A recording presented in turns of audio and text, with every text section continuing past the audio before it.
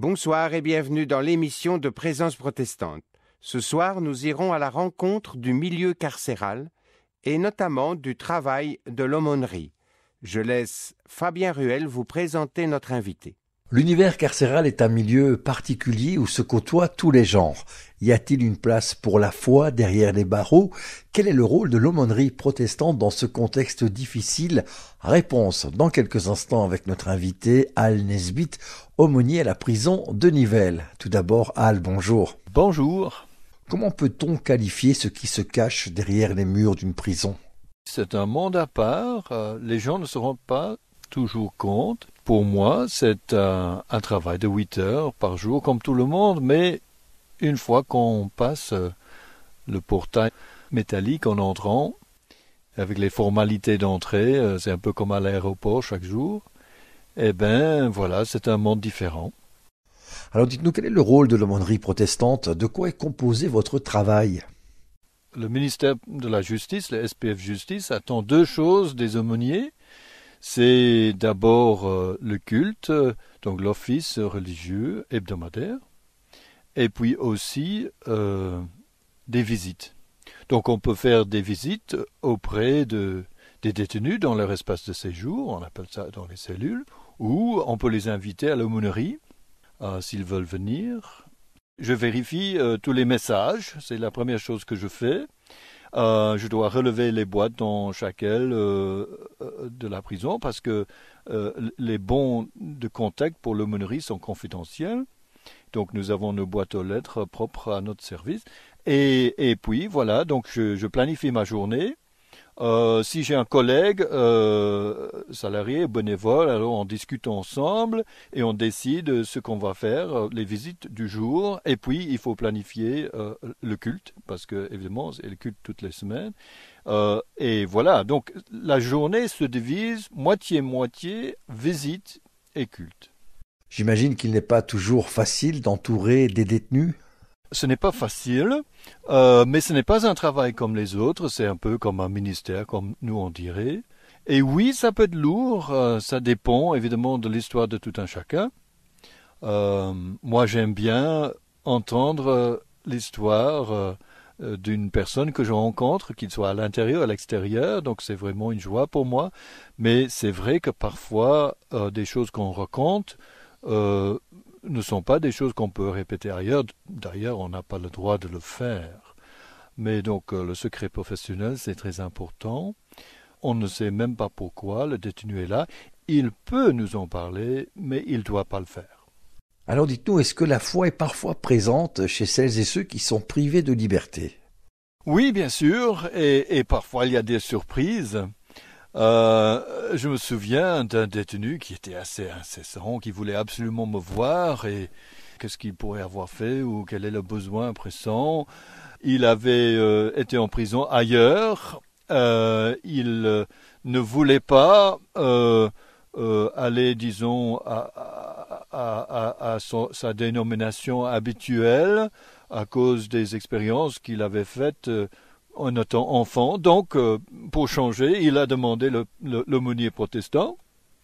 Et voilà, donc évidemment, celui-ci a parlé de la Bible et de la foi en Jésus-Christ. Et cela l'a profondément changé, et au point où il était transféré chez moi, eh bien, j'ai rencontré un chrétien comme vous et comme moi, et je me suis dit, il faut jamais juger d'après les apparences extérieures. Nous sommes toujours avec Al Nesbitt, nous débattons du milieu carcéral. Al est aumônier protestant à la prison de Nivelles. Dites-nous une question forte, est-ce que tout est pardonnable ? La prison n'est pas là pour le pardon. Dans des cas lourds, on entend les témoignages des parents, des membres de la famille, « Oh, je ne pourrai jamais pardonner à telle ou telle personne ». Mais bon, ce n'est pas ça l'exercice. Évidemment, le pardon, ça serait le sommet, ça serait la cerise sur le gâteau, ça serait formidable. Alors forcément, dans le contexte de la foi, du christianisme, est-ce qu'il est fréquent que des détenus s'approchent de Dieu durant leur période de privation de liberté ? Oui, évidemment. Donc, ce n'est pas plus souvent que dans la population en général. Évidemment, nous savons tous que ce n'est pas le fait d'avoir été à l'école de dimanche ou d'assister à des offices religieux qui fait de quelqu'un un chrétien. Il faut qu'il s'engage personnellement. Et cela peut être le cas avant comme à l'intérieur d'une prison. Il est vrai qu'en prison, il y a un certain avantage, c'est que avec la solitude et avec la privation de liberté, cela donne une belle occasion pour se remettre en question. Et c'est un petit peu, j'aime bien dans la parabole du fils prodigue, l'histoire vers la fin où le texte dit, c'est le fils prodigue maintenant, rentrer en lui-même. Alors il décida de quitter son lieu d'exil et de retourner au Père. Mais j'aime bien ces paroles, rentrer en lui-même. Donc il a finalement réfléchi. Avant, il pensait peut-être, mais il ne réfléchissait pas. Et il a commis toutes sortes d'erreurs envers sa propre famille et ainsi de suite. Mais une fois qu'il était dans la privation, il a réfléchi, il est rentré en lui-même et il est retourné vers le Père. Et ça, c'est souvent le cas pour les détenus aussi. Alors dites-nous, est-ce que vous êtes attendu en cellule? Oui, il y a des gens qui systématiquement envoient des rapports. Bon, c'est parce qu'ils en éprouvent le besoin. Il y en a d'autres qui, un petit peu comme en paroisse, ils attendent que le pasteur passe et voilà, quand il passe, ils sont contents. Moi, avant d'entrer dans une cellule, je demande toujours si je peux passer. Parce que bon, peut-être cela ne convient pas, peut-être que la personne est en mauvaise forme, ou voilà, que sais-je. Donc, je ne veux pas m'imposer, mais voilà, si la personne apprécie la visite, eh bien, je suis là, on discute un peu.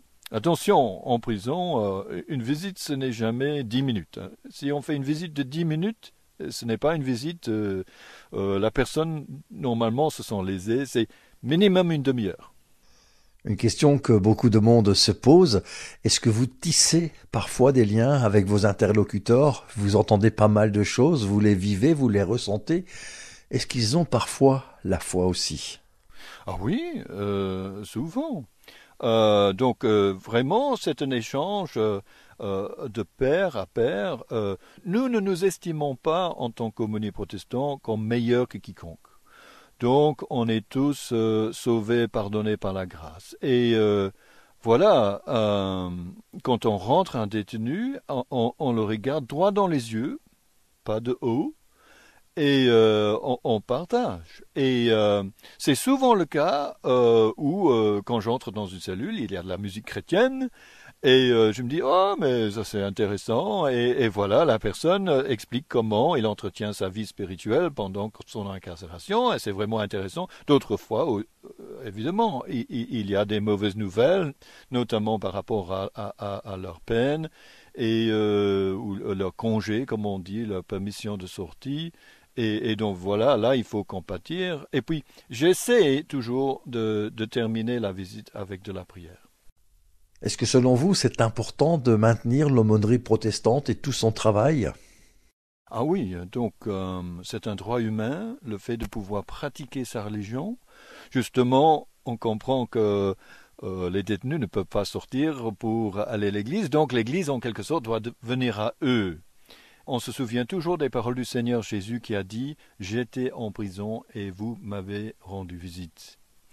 Donc c'est ce que nous faisons. Je suis aumônier, j'ai été pasteur. Pasteur, c'est à l'extérieur, aumônier, c'est pasteur à l'intérieur. Mais dans tous les cas, nous sommes là pour les détenus, pour les aider, surtout au niveau spirituel, mais évidemment, on parle de choses et d'autres, on ne peut pas uniquement parler du spirituel. Et il y a beaucoup d'appréciation pour notre travail, et donc oui, c'est très encourageant. Alors j'imagine qu'une journée, ce n'est pas facile, vous rencontrez pas mal de choses qui sont assez lourdes. Est-ce que vous devez parfois vous détacher de ce que vous entendez? C'est parfois lourd, non?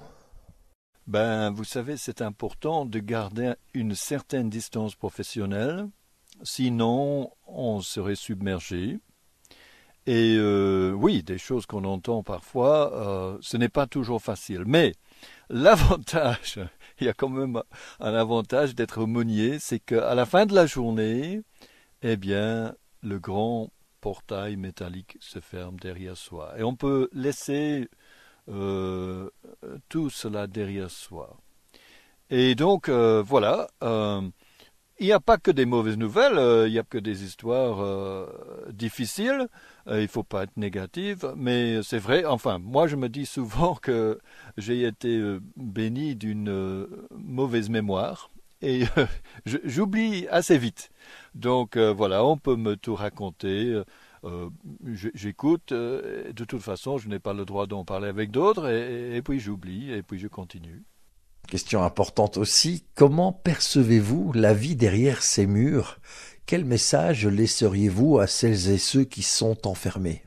Oh, vous savez, c'est comme pour les uns, comme pour les autres. Le Seigneur Jésus a dit, dans ce monde, vous aurez des tribulations. Et on rencontre de tout à l'intérieur comme à l'extérieur. Et il ne faut pas penser que ceux qui sont à l'intérieur sont si différents que ceux qui sont à l'extérieur.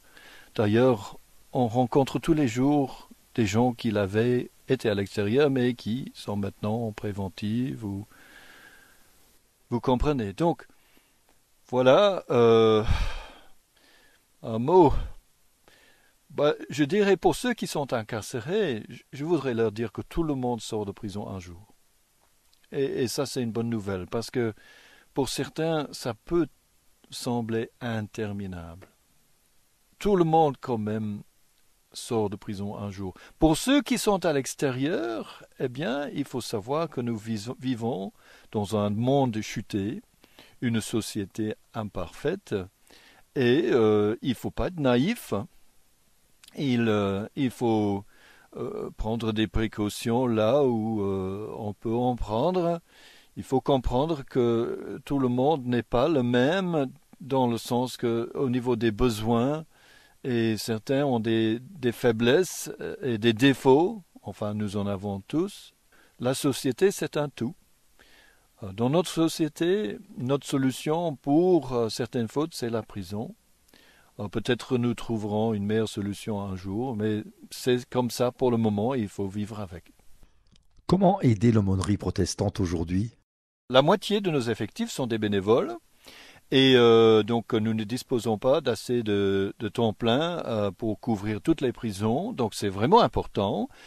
Ce que nous aimerions, c'est que des églises adoptent un aumônier ou une aumônerie de prison, peut-être dans leur localité, pour les encourager, pour les aider peut-être, parce qu'il y a des fêtes de Pâques, de Noël comme à l'extérieur. Nous aimons bien les fêter avec une chorale ou une pièce de théâtre. Et donc, voilà, s'il y a des gens qui veulent nous soutenir de cette façon-là, c'est parfait. S'il y a des gens qui veulent aller plus loin, et eux-mêmes, pour eux-mêmes devenir bénévoles, on dit volontaires, eh bien, voilà, il faut s'adresser à notre aumônerie, via sans doute le CACP, donc le Conseil administratif du culte protestant évangélique à Bruxelles, qui donnera les renseignements nécessaires. Quel est votre mot de la fin? Merci de votre intérêt. Merci pour votre soutien dans la prière. Souvent, nous sommes les acteurs un peu méconnus ou inconnus du monde chrétien. Mais nous existons. Il ne faut pas le prendre mal si nous ne pouvons pas parler de notre travail. Nous n'avons pas le droit. Mais un petit mot pour dire que vous pensez à nous, ce serait formidable. Merci. Al Nesbitt, merci d'avoir été avec nous, d'avoir partagé votre expérience au sein de l'univers carcéral. À très bientôt. Vous pouvez réentendre cette émission sur la foi en milieu carcéral avec l'aumônier Al Nesbitt sur Ovio ou encore sur notre site www.aprt.be. Je vous souhaite une excellente soirée sur la première et à samedi prochain.